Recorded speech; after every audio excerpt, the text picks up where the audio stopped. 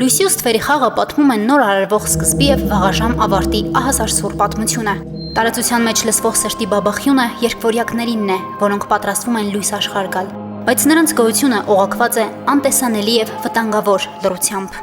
Ներեցեք, դուք առաջինն եք։ Ես միշտ էլ առաջինն եմ։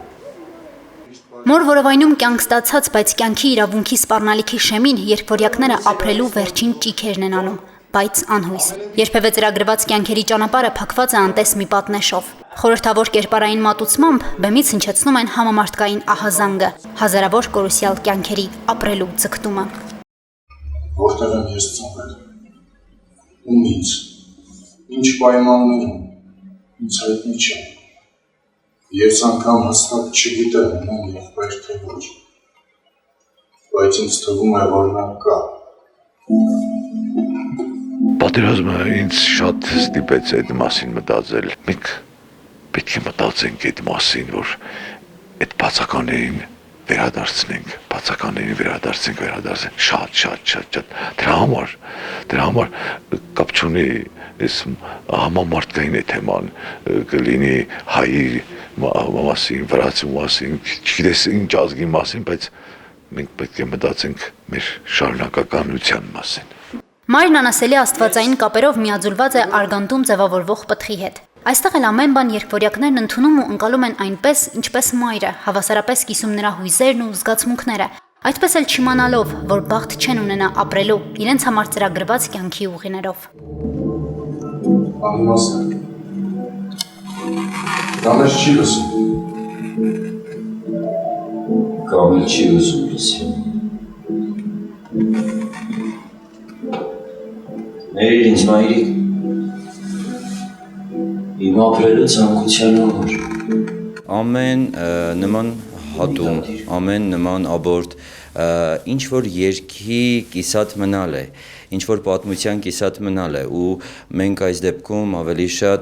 չապրվող կյանքի կիսատ մնալու մասին ենք խոսում։ Մենք պետք է նաև ռեալ հողի վրա քննարկենք այս հարցը, կարծում եմ, եւ այստեղ այլ շերտեր է բացահայտվում։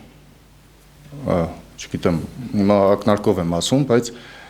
ցանկացած մարդ պիտի նաև հնարավորություն ունենա իր երեխային ըստ արժանավուն մեծացնելու, շատ երեխաներ ունենալու։ Ես որ նշում եի անհատական դաշտից եթե դուրս կանք ավելի մեծ համազգային տիրույթում, ապա իհարկե դա ազգի համար, պետության համար պետք է լինի ռազմավարություն։ Հասարակական անառողջ գիտակցման, անպատասխանատվության ու մեղքի հետևանքով տարեկան հարյուրավոր երեխաներ չեն ծնվում, որովհետև նրանք ցանկալի չեն կամ կարող են խոչընդոտել իրենց ծնողների լիարժեք կյանքը։ Իսկ մեր հասարակությունում արմատավորված է տղա երեխա ունենալու առաջնահերթությունը։ Տարեկան Հայաստանում մոտ 1000-ից 1200 աղջիկ չի ծնվում։ Կենտրային անհավասարություն կա, կենտրային անհավասարությունը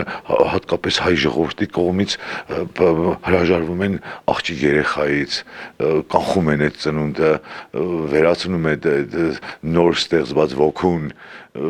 մեզ ոչ մեկը իրավունք չտվի այդ ոգուն վերացնել, նոր ոգուն, որը ձևավորում է ապագա մարդը, ապագա մայր է, որը էլի երեխա է ծնելու։ Սոցիալական թեմաներով ներկայացումները արտացոլում են հասարակության առավել զգայուն ու կարևոր խնդիրները։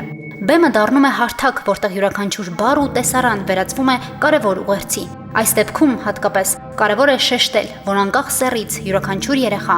ունի ապրելու իրավունք։ Բայց ես չեմ ուզում։